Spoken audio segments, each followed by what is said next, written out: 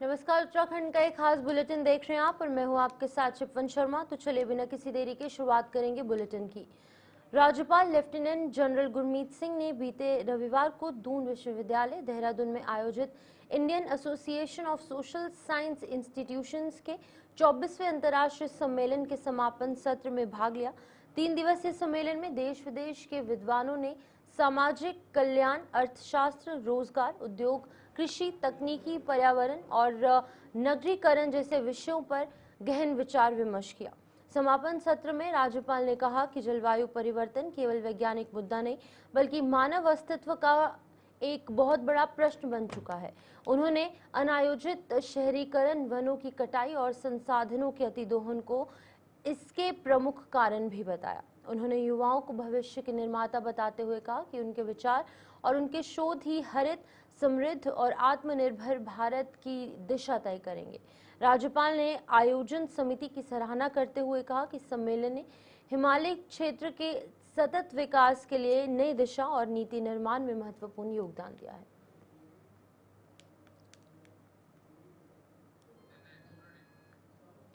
मुख्यमंत्री पुष्कर सिंह धामी ने रविवार को देहरादून में उत्तरांचल प्रेस क्लब द्वारा आयोजित दीपावली महोत्सव 2025 में शिरकत की और लकी ड्रॉ विजेताओं को पुरस्कार वितरित किए। इस अवसर पर मुख्यमंत्री ने प्रेस क्लब की भूमि आवंटन प्रक्रिया को जल्द पूरा कर भव्य भवन निर्माण का आश्वासन दिया। उन्होंने पत्रकारों के योगदान की सराहना करते हुए कहा कि पत्रकार समाज को दिशा देने वाले दीपकों के समान है। मुख्यमंत्री ने इस अवसर पर पत्रकार कल्याण कोष को 5 से 10 करोड़ रुपए करने की भी घोषणा की। इस दीपावली से पहले इस वर्ष बहुत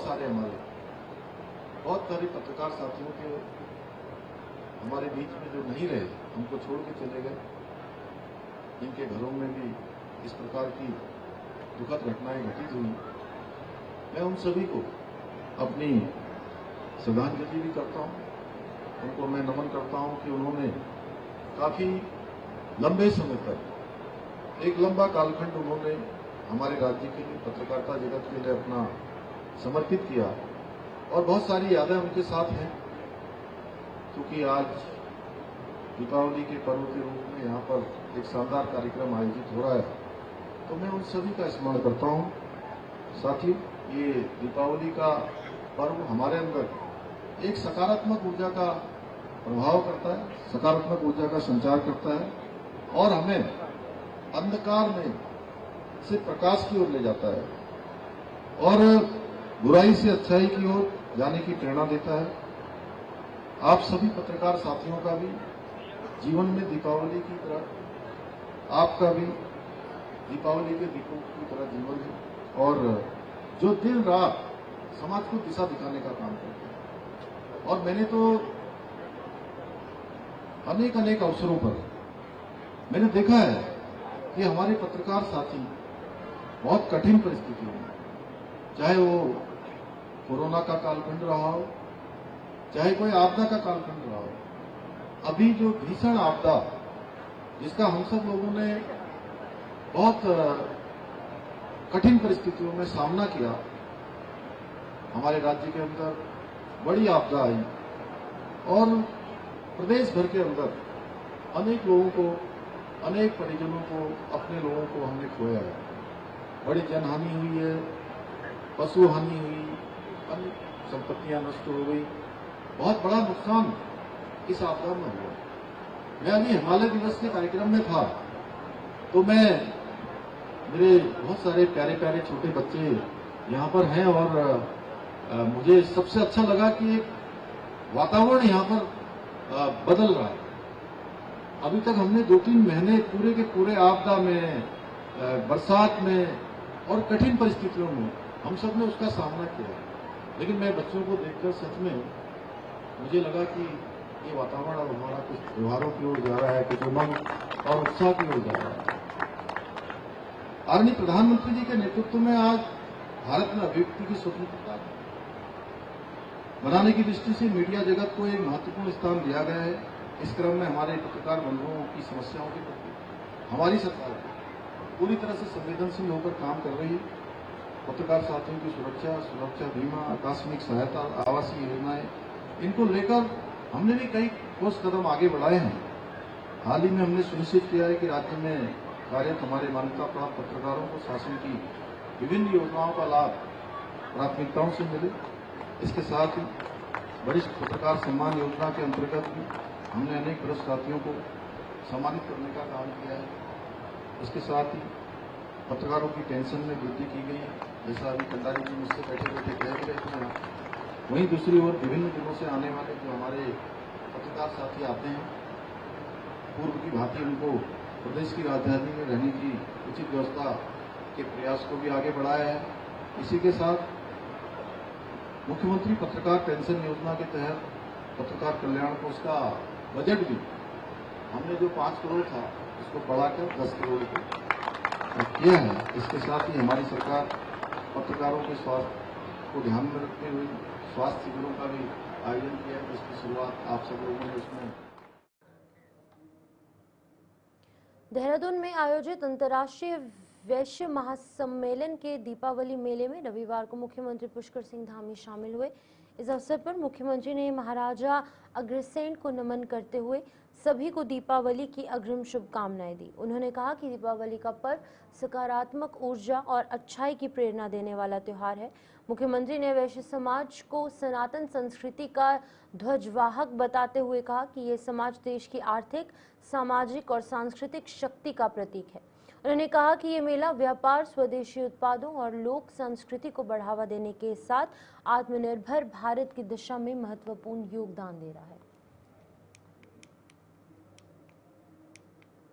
देख रहा हूं कि इतने सारे यहाँ पर रंगारंग कार्यक्रम हैं, इतने सारे लोग एक साथ पूरे समाज के एकत्र होकर दीपावली का पहले से ही मिलन कर रहे हैं। वहीं आज दिन में मैं देहरादून के प्रेस क्लब में भी आज उनके बच्चों के बीच में, उनके परिवारजनों के बीच में गया, तो ये धीरे धीरे हमारे राज्य के लिए एक जैसे जैसे मौसम बदला है वैसे वैसे वातावरण में परिवर्तन करने का काम, सकारात्मक ऊर्जा लाने का काम भी इस प्रकार के मिलन, इस प्रकार के समारोह करेंगे, क्योंकि हम पिछले 3 महीने से लगातार बहुत भीषण आपदा से जूझते रहे हैं। इस वर्ष हमको बहुत चुनौतियों का सामना करना पड़ा है और मैं भगवान प्रभु श्री रामचंद्र जी से प्रार्थना करता हूं कि आप इस वातावरण को एक सकारात्मक वातावरण में ले जाने के लिए हम सबको अपना आशीर्वाद दें, हम सब पर अपनी कृपा करें। दीपावली का अर्थ केवल अपने घरों में दीप जलाना ही नहीं है, बल्कि समाज में आशा, सद्भाव और सहयोग का प्रकाश फैलाना है। मुझे प्रसन्नता है कि वैश्य समाज सदियों से सनातन संस्कृति का ध्वजवाहक बनकर संपूर्ण समाज में सहयोग, सौहार्द और विकास का प्रकाश फैला रहा है।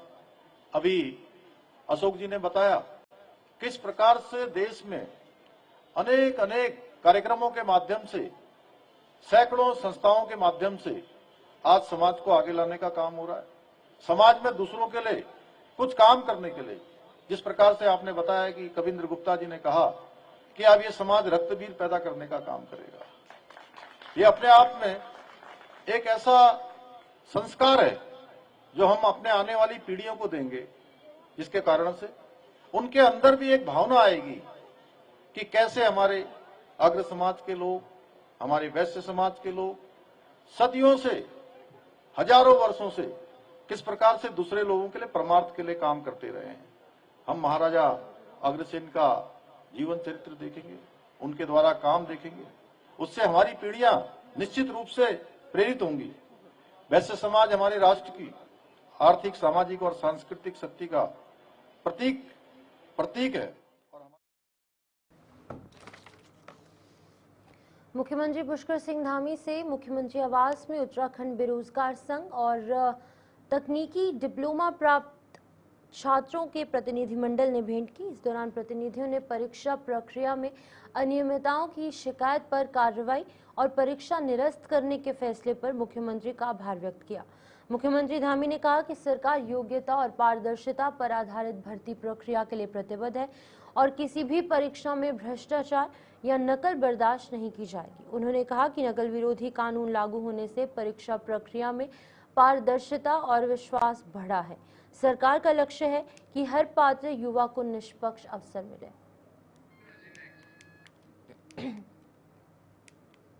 उत्तराखंड अधीनस्थ सेवा चयन आयोग द्वारा चयनित 1347 सहायक अध्यापकों को 14 अक्टूबर को नियुक्ति पत्र वितरित किए जाएंगे। पटेल नगर स्थित राजकीय दून मेडिकल कॉलेज प्रेक्षागृह में आयोजित कार्यक्रम में मुख्यमंत्री पुष्कर सिंह धामी इन शिक्षकों को नियुक्ति पत्र प्रदान करेंगे, जहां चयनित शिक्षकों की प्रथम तैनाती राज्य के दूरस्थ और दुर्गम क्षेत्रों में की जाएगी, ताकि वहां शिक्षकों की कमी पूरी हो पाए और छात्र और छात्राओं को गुणवत्तापूर्ण शिक्षा मिल सके। स्कूल शिक्षा मंत्री डॉक्टर धन सिंह रावत ने बताया कि आयोग द्वारा चयनित शिक्षकों के विषयवार और मंडलवार विवरण तैयार हैं और सभी आवश्यक तैयारियां पूरी कर ली गई हैं। विकासनगर में भारतीय जनता पार्टी की जिला पछवादून इकाई द्वारा आत्मनिर्भर भारत संकल्प अभियान का आयोजन किया गया। इस अवसर पर कैबिनेट मंत्री गणेश जोशी मुख्य अतिथि के रूप में शामिल हुए। उनके साथ क्षेत्रीय विधायक मुन्ना सिंह चौहान, जिलाध्यक्ष मित्ता सिंह समेत भारतीय जनता पार्टी कार्यकर्ता और स्थानीय व्यापारी भी मौजूद थे। कार्यक्रम का मुख्य उद्देश्य आम जनता को विदेशी वस्तुओं के बजाय स्वदेशी उत्पाद अपनाने के लिए प्रेरित करना रहा, ताकि प्रधानमंत्री नरेंद्र मोदी के आत्मनिर्भर भारत के लक्ष्य को साकार किया जा सके।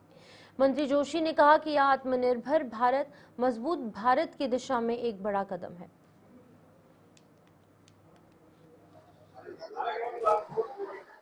आज भारत विश्व का सबसे बड़ा उपभोक्ता देश है। भारत की आबादी 1 अरब 50 करोड़ तक पहुंचने वाली है और विदेशी वस्तुओं के आयात से अरबों खरबों रुपए की हमारी मुद्रा, विदेशी मुद्रा बाहर जाती है। उसको देखते हुए देश के प्रधानमंत्री नरेंद्र मोदी जी ने यह आह्वान किया है कि हम स्वदेशी उत्पादों को अपनाएं, स्वदेशी का प्रयोग करें। और आपको ध्यान होगा, जब आजादी का आंदोलन चल रहा था तब भी ये स्वदेशी का आंदोलन चला था। विदेशी वस्तुओं की होली जलाई गई थी और उसी से घबराकर अंग्रेजों ने भारत छोड़ा था। और आज अप्रत्यक्ष रूप से जो लोग भारत की शक्ति से विचलित हो रहे हैं, जिनको लगता है कि भारत आज विश्व की आर्थिक शक्ति बनना चाह रहा है, बन गया है, भारत विश्व की सैन्य शक्ति बन गया है, और इस प्रकार की घटनाएं अगल बगल के देशों में हुई, उसको देखते हुए ये स्वदेशी का अभियान पूरे देश में शुरू हुआ है। विकासनगर विधानसभा का सम्मेलन यहाँ पर था, जिसमें हमने संकल्प लिया है क्योंकि हम अगर स्वदेशी वस्तु खरीदते हैं जो भारत के ही उद्योगों द्वारा बनाई गई, इनके कारखानों में जो बनी होगी, तो हमारी जितनी भी मुद्रा है हिंदुस्तान में रहेगी, बाहर नहीं जाएगी, बाहर की इकोनॉमी मजबूत होगी और लोगों को सस्ती चीजें मिलेगी। कोई विदेश से वस्तु आती है तो जब 10 रुपए की चीज यहाँ पहुंचती है तो 18-20 की हो जाती है, और जब हम यहाँ से खरीदेंगे तो 10 की चीज 12 रुपए की मिलेगी। उपभोक्ता को भी लाभ होगा, उस फैक्ट्री को भी लाभ होगा और देश को भी लाभ होगा। उसके जागरण के लिए अभियान भारतीय जनता पार्टी ने पूरे देश में चलाया है और आज हमने एक शपथ भी ली है कि हम स्वदेशी का प्रयोग करेंगे।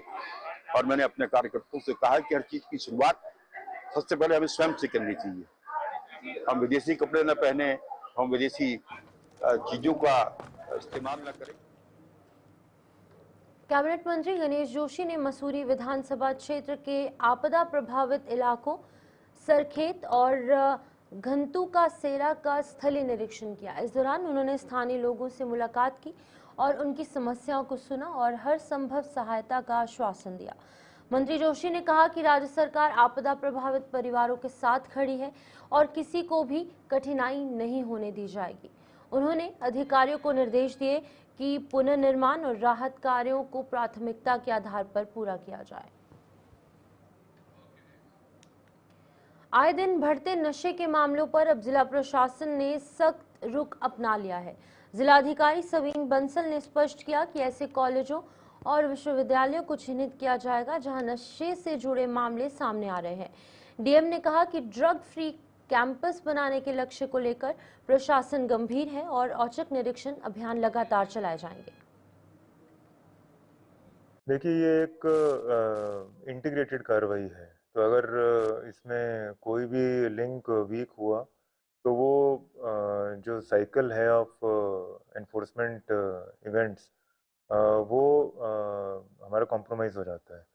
तो हमारे सभी लिंक्स को उतना ही स्ट्रांग होना पड़ेगा, चाहे वो हमारे एसटीएफ हो, पुलिस हो, हमारे इन्फॉर्मेंट्स हों या हमारी सूचना प्रणाली हो कि जब हमें इंफॉर्मेशन कोई देना चाहता है तो हमारे पास उतनी कैपेसिटी हो उसको रिटेन करने की, ग्रहण करने की भी। Information receipt. दीपावली के दृष्टिगत प्रदूषण नियंत्रण बोर्ड यानी कि पीसीबी राज्य के 8 शहरों में हवा और ध्वनि की निगरानी करेगा। ये अभियान 13 अक्टूबर से शुरू होगा और 15 दिनों तक चलेगा। इस दौरान देहरादून, ऋषिकेश, टिहरी, हरिद्वार, काशीपुर, रुद्रपुर, हल्द्वानी और नैनीताल में हवा की गुणवत्ता की जांच की जाएगी। विशेष स्थानों पर जैसे कि देहरादून में घंटाघर और नेहरू कॉलोनी, टिहरी में डीएम कार्यालय, हरिद्वार में ऋषिकुल आयुर्वेदिक कॉलेज आदि में निगरानी की जाएगी। दीपावली के अवसर पर ध्वनि प्रदूषण की भी जांच होगी ताकि उत्सव के दौरान पर्यावरणीय सुरक्षा सुनिश्चित की जा सके। दिनांक 13 अक्टूबर 2025 से 27 अक्टूबर 2025 तक 15 दिन की continuous ambient air quality monitoring की जाएगी और इसमें जो निर्धारित स्थान है घंटाघर, नेहरू कॉलोनी और नगर निगम ऋषिकेश एवं टिहरी में नगर पालिका परिषद या कार्यालय, वहाँ पर मतलब 4 जगह जो है मॉनिटरिंग का कार्य किया जाएगा। 4 लोकेशन है जिसमें देहरादून में 2, ऋषिकेश में 1 और टिहरी में 1 लोकेशन पर एम्बिएंट एयर क्वालिटी मॉनिटरिंग, जिसमें वायु गुणवत्ता का अनुश्रवण किया जाएगा और ध्वनि सिविल लाइंस कोतवाली क्षेत्र के नगर निगम हॉल में एक यूट्यूबर की बर्थडे पार्टी का वीडियो सोशल मीडिया पर तेजी से वायरल हो रहा है। वीडियो में मंच पर अश्लील डांस करते हुए जो लोग हैं वो नजर आ रहे हैं। बताया जा रहा है कि संबंधित यूट्यूबर पहले भी अश्लील कंटेंट के मामले में जेल जा चुका है। नगर निगम अधिकारियों का कहना है कि हॉल वार्ड नंबर 1 के पार्षद द्वारा कवि सम्मेलन के लिए बुक किया गया था। वीडियो वायरल होने के बाद निगम की कार्यशैली पर सवाल उठने लगे हैं। विधायक प्रदीप बत्रा और मेयर प्रतिनिधि ने मामले की निंदा करते हुए जांच और कार्रवाई के निर्देश दिए हैं। आपके चैनल के माध्यम से, मीडिया के माध्यम से मुझे जानकारी मिली कि इस तरह का कोई घटनाक्रम नगर निगम के जो ऑडिटोरियम वहाँ पर हुआ है और मैं सोचता हूँ कि नगर निगम का जो ऑडिटोरियम है वो एक अच्छे कार्यक्रम के लिए और साफ सुथरे स्वच्छ कार्यक्रम के लिए, और जब भी इसकी हॉल की बुकिंग कर जाए तो पूरा जानकारी ली जाए क्या कार्यक्रम है, कौन कर रहा है, उनका आधार कार्ड। मैं समझता हूँ कि अधिकारियों को नोट करना चाहिए, उसके बाद ही हॉल की बुकिंग देनी चाहिए और एक वहाँ पे कर्मचारी की ड्यूटी होनी चाहिए जो रात में वहाँ पे रहे। और देखना चाहूँगा इसमें संज्ञान लिया जाए और उसमें कहते हैं नहीं देती नगर निगम में एक सरकारी प्रॉपर्टी है, सरकार राजनीतिक कार्यक्रम और एक अच्छे हमें जो है इस चीज़ का बिल्कुल भी आभास नहीं था कि इस तरीके का कोई प्रोग्राम होगा। हम अभी यह संज्ञान में आने पर हम उसके ऊपर सख्त से सख्त कार्रवाई करेंगे और आगे के लिए ये चीज़ प्रतिबंधित की जाएगी कि पहले पूरी जानकारी होने के बाद ही किसी का हॉल बुक किया जाएगा। सर जब वहाँ पर पहुँच भाई होटल थोड़ा ही है सर, जो वो जन्मदिन के लिए नहीं बिल्कुल भी नहीं, वो किसी कवि सम्मेलन पार्षद ने देखो हमारे ये सही है कि हमारे द्वारा ही बुक कराया गया था, लेकिन इसमें हमें कहा गया था कि हमारा जो है कवि सम्मेलन है और हम इसमें जो है कवि सम्मेलन भाई अच्छा है, पारदर्शी है, भाई सभी को अच्छा लगता है, लेकिन ये नहीं पता था कि उसमें जो है ना ये इतना बड़ा जो है ये कांड कर देंगे वहाँ पे और ये अश्लीलता फैलाएंगे और निगम की जो प्रॉपर्टी है उस पर जो है ना बड़ा नुकसान हुआ है। तो देखो उसकी भरपाई वो करनी चाहिए उन्हें। और देखो हमें पता नहीं था कि भाई ये वहाँ पे बर्थडे मनाएंगे या कुछ और होगा या अश्लीलता होगी, लेकिन ये इतना हमें पता नहीं था। ये फिर जो है उसके बाद जब हमें सुबह पता चला मॉर्निंग में तो हमने फ़ोन किया उसे, लेकिन उसका फ़ोन बंद आ रहा है फिलहाल अभी ना। तो सबसे बड़ी बात यह कि एक तो सरकारी प्रॉपर्टी।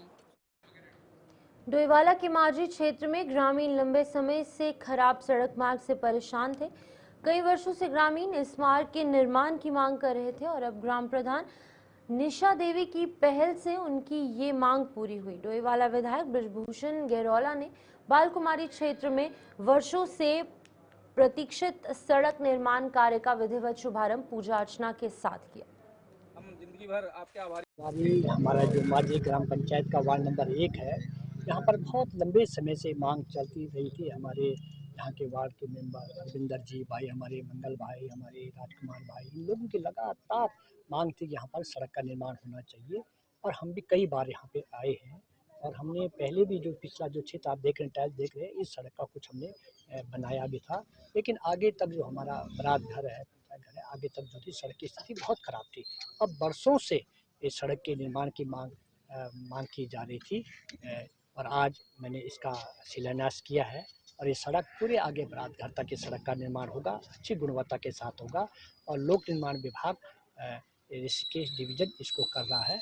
और निश्चित तौर पर मेरे इस क्षेत्र के वार्ड नंबर 1 के जितने भी निवासी हैं उनको इसका लाभ मिलेगा। लोगों की सुरक्षा है तो मैं बहुत जल्दी हमारी सड़कों का निर्माण का कार्य है उसको पूरा करेंगे। बालकुमारी वार्ड नंबर 1 में आपने देखा होगा कि जो ये रोड है बिल्कुल 15-16 साल से क्षतिग्रस्त है, इसका कोई भी निर्माण कार्य नहीं हुआ है। आज हमारे कार्यकाल में बृजभूषण गैरोला जी और पंचायत के सभी वार्ड सदस्य, समस्त ग्रामवासी और मेरे प्रतिनिधि जो मेरे। तो चलिए फिलहाल खबर उत्तराखंड में इतना ही, दीजिए इजाजत, नमस्कार।